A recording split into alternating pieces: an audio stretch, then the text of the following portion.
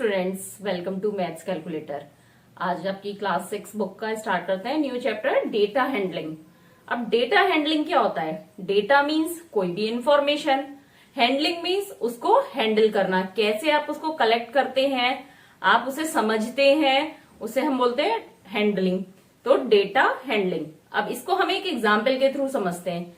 जैसे मान लीजिए आपके घर में 4-5 बच्चे हैं, किसी को बनाना पसंद है, किसी को ऑरेंज पसंद है, किसी को एप्पल पसंद है, तो क्या हो गया? और किसी और को, एक को और एप्पल पसंद है, एक और बच्चे को, तो मतलब 2 बच्चों को एप्पल पसंद है, एक को मैंगो पसंद है, 3 को बनाना पसंद है। तो अगर आपके घर में फ्रूट्स आने होंगे तो क्या होगा? उसी प्रपोर्शन में आएंगे कि कितने लोगों को क्या चीज पसंद है। तो मतलब डेटा आपने कलेक्ट करा, इंफॉर्मेशन कलेक्ट करी, तभी तो आप मैनेज कर सकते हैं चीजें। इसी तरह से क्लास में किस बच्चे के कितने नंबर आए, वो टीचर्स क्या करती हैं? उनको इंफॉर्मेशन का चार्ट बनाती हैं, डेटा कलेक्ट करती हैं, तब वो कंक्लूजन निकालती हैं, रिजल्ट निकालती हैं। तो चलिए स्टार्ट करते हैं एक इजी एग्जाम्पल से। कैसे? सपोज करिए क्लास में आपके टेस्ट हुआ आउट ऑफ 10, ठीक है? तो किसी बच्चे के कितने आए? 10 में से 9 आए, फिर दूसरे क्या है 6, फिर तीसरे क्या है 7, फिर किसी क्या है 5, किसी क्या है 4, 3 आए किसी के, फिर किसी के अगेन 3 आ गए, फिर 4 आ गया, फिर किसी का 8 आया, किसी का 6, किसी का 5, किसी का 4, किस सबके अलग अलग कुछ कुछ मार्क्स आते रहे यहाँ पे, है ना? कितने हो गए ये? 3, 3, 6, 18। किसी के आए फिर से 10 आ गए, ये कितने हो गए? 3, 3, 6, 18 और 2 और लिख लेते हैं हम यहाँ पे। कितने आए? मान लीजिए सपोज 5 आए और 6 आए। ये आउट ऑफ 10 क्लास में 20 बच्चे हैं और 20 बच्चों के 10 में से इतने मार्क्स आए। तो अब आप इस सबको देख के कैसे कुछ समझ में आएगा क्या कि किसके कौन कितने इंटेलिजेंट बच्चे हैं, कितने मीडियम क्लास के हैं, या कितने थोड़े कम मार्क्स वाले बच्चे हैं जो फेल हो सकते हैं? नहीं समझ में आ रहा है ऐसे लिखा हुआ रैंडमली। पर ये आपका हो गया, सबसे पहले हो गया आपका डेटा कलेक्शन।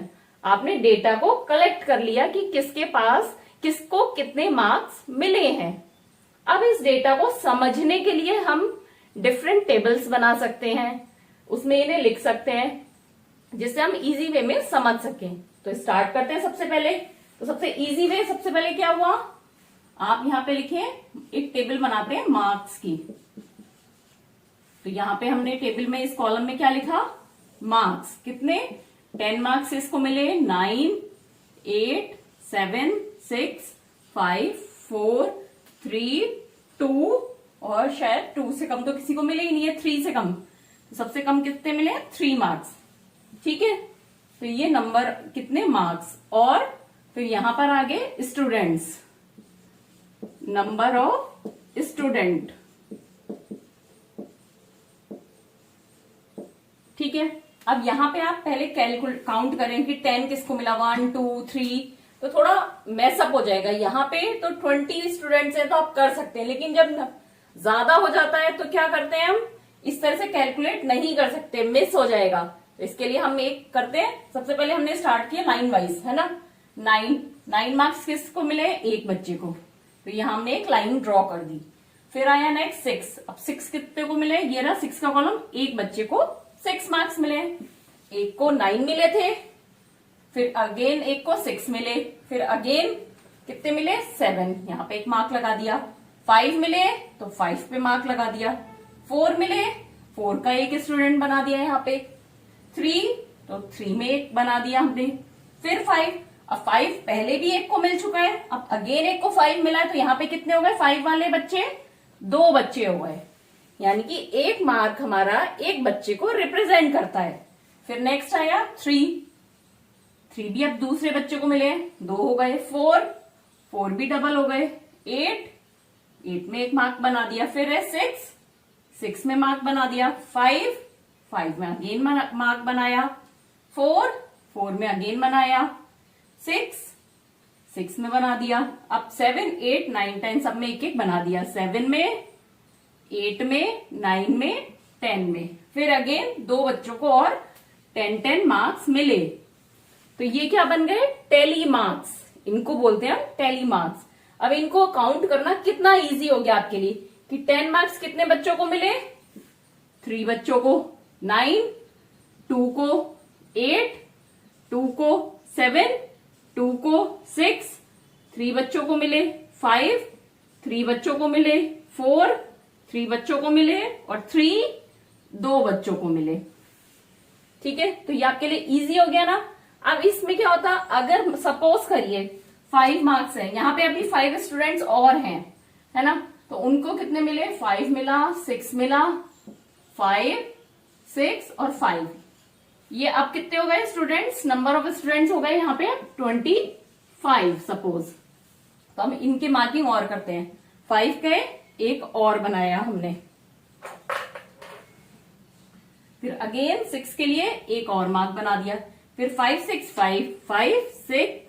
अब देखिए 5 का बनाया हमने, यहां पे नहीं बनाएंगे, देखिए यहां तक हमने कंप्लीट कर लिया। अब आया 5 का एक और स्टूडेंट्स, तो यहाँ पे कितने हो गए, 1, 2, 3, 4 स्टूडेंट्स हो गए हैं। तो अब हम 5 के लिए यहां मार्क बनाने की जगह इसको ऐसे कट कर देंगे, तो ये पूरा सेट बन गया। तो इसमें क्या होगा, आपको ये ब्लॉक अगर ऐसे आपने क्रॉस कर दिया, दैट मीन्स 5। तो ये हो गया। इसको इस तरह से जब हम मार्किंग करते हैं तो उसे बोलते हैं टेली मार्क्स। अब अगेन है 6 में भी 4 हो चुके हैं, तो 5 के लिए ऐसे बनाएंगे। फिर अगेन 5 आया, तो उसके लिए हम एक लाइन और बना देंगे। तो ऐसे हम 5 के सेट्स बनाते जाते हैं।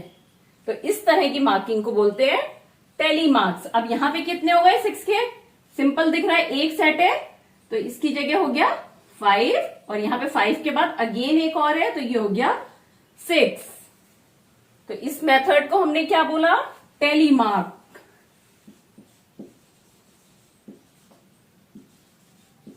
टेली मार्क्स, जो ये वाला पैटर्न है इसे। तो इससे देखिए इजी हो गया ना कि कितने 10 मार्क्स कितने स्टूडेंट्स को मिले, 9 मार्क्स कितने बच्चों को मिले हैं, क्योंकि आपने जब सेट्स बना लिए तो सीधे सीधे आपको काउंटिंग भी इजी हो गई। अब हम अपने नेक्स्ट मेथड पे आते हैं, यही एग्जाम्पल रखते हैं। नेक्स्ट मेथड होता है हमारा पिक्टोग्राफ। पिक्टोग्राफ नाम से आपको पता चल रहा है कि उसमें क्या होगा, कोई पिक्चर बना के हम ड्रॉ करेंगे। हमारी टेबल इसी तरह से रहेगी पिक्टोग्राफ में भी।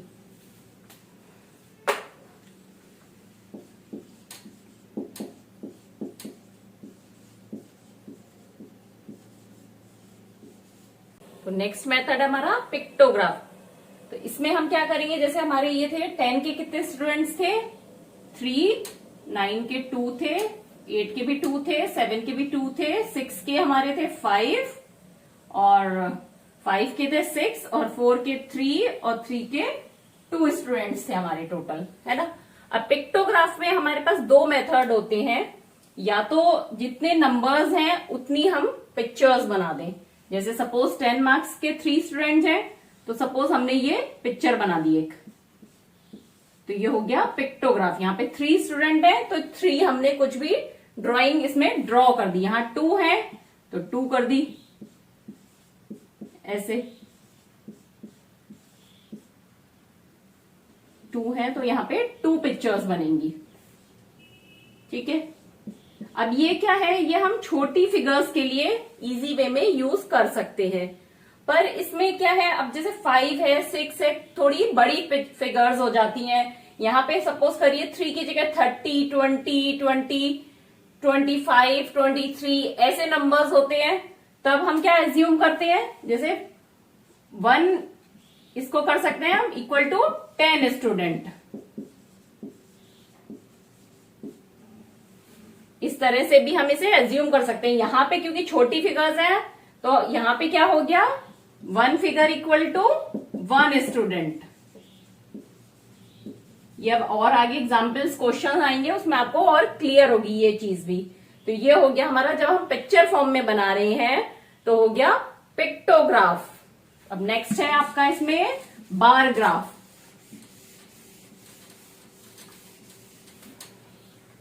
ये सब चीजें आपको जब आप क्वेश्चंस करेंगे तो उससे और क्लियर हो जाएंगी। ये है बार ग्राफ। ठीक है, तो बार ग्राफ में क्या होता है, बार मतलब बार, सिंपल सिंपल लाइन है, तो उसके थ्रू हमें बताना है।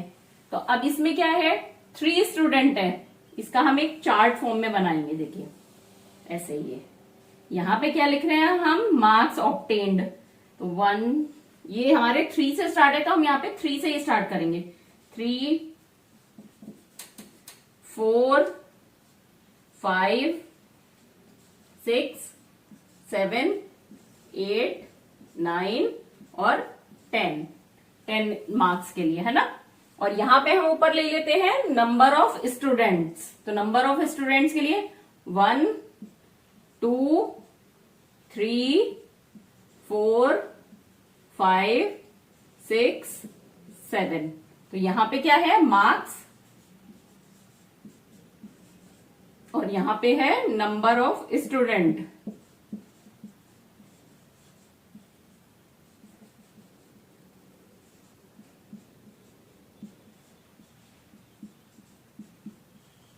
ठीक है।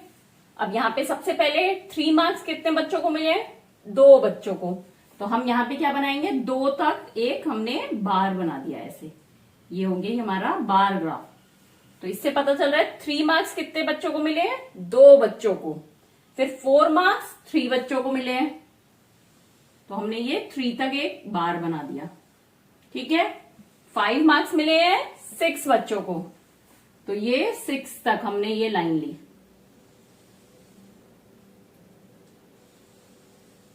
फिर 6 मार्क्स मिले हैं 5 बच्चों को, तो ये 5 तक लाइन लेंगे हम। फिर नेक्स्ट है 7 मार्क्स मिले हैं 2 बच्चों को, तो ये 7 मार्क्स पे आ गया 2 तक ही। फिर 8 मार्क्स और 9 मार्क्स भी 2-2 बच्चों को मिले हैं। फिर 10 मार्क्स 3 बच्चों को मिले हैं, तो ये 3 का ये इधर से ये आ गया।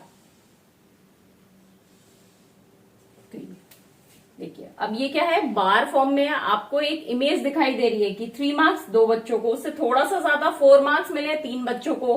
5 मार्क्स सबसे ज्यादा बच्चों को कितने मिले, 5 मार्क्स मिले हैं। फिर उससे कम 6 मार्क्स मिले 5 बच्चों को। तो ये बार फॉर्म में जब आपने एक इमेज उसको डेटा को शो कर दिया, तो ये हो गया बार ग्राफ।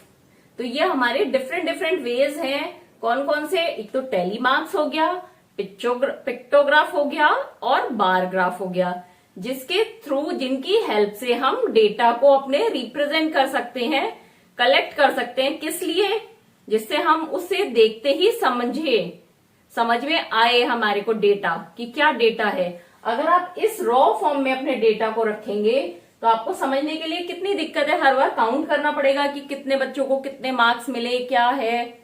तो इसलिए हम ये अलग अलग मेथड यूज करते हैं अपने डेटा को एक सॉर्टेड वे में रखने के लिए। और बाकी आपको, आप क्वेश्चंस करेंगे तो डिफरेंट डिफरेंट एग्जाम्पल आएंगे, उससे आपको ये चीजें और क्लियर होती जाएंगी। कुछ भी आपको डाउट हो तो कमेंट करके जरूर पूछिएगा मुझसे।